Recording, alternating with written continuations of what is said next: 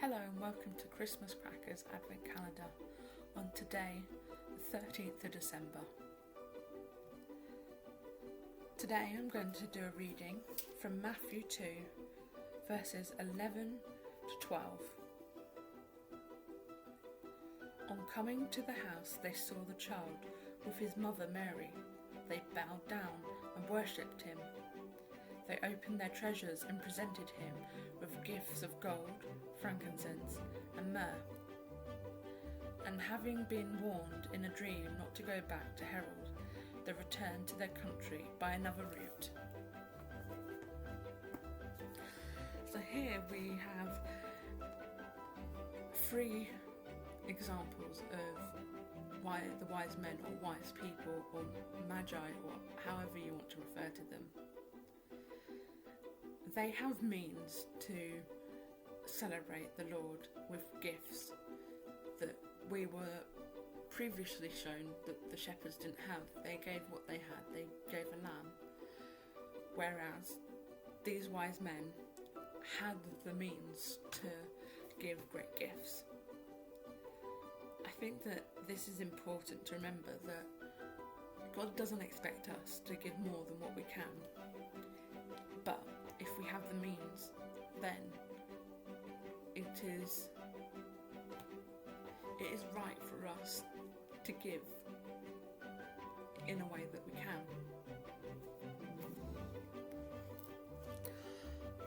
So, the three gifts that was given to Jesus, we think nowadays of just those are the gifts that you give to the Messiah, but they have more meaning behind them.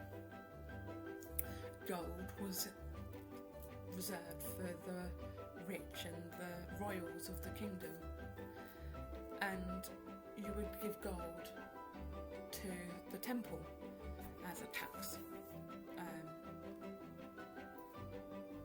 And frankincense was a sap from a tree that in the Far East, so they would collect in the Far East. It was sometimes used as an air freshener in houses, but only like the cheap bits that came off, the remnants of it. Mostly in the area where Jesus was, it was associated with burning incense for a deity, so burning it for God so that you could produce a nice air. And also myrrh was also from saps of trees, but this was mostly used in embalming of the death, so it would be quite a strange gift for a child. These three gifts together,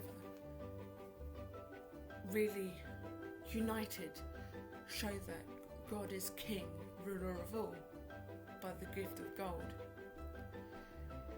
Frankincense, to show that he is our God, he is God. And myrrh, to show what was to come, him dying for us all. This really showed that the wise men really understood the prophecies and what was to come, even though they weren't from Jewish persuasion themselves. At the end of the passage, it says that they had a dream,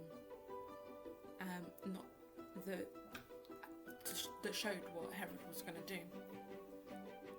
So they trusted in it and decided to take a different route to protect the Messiah.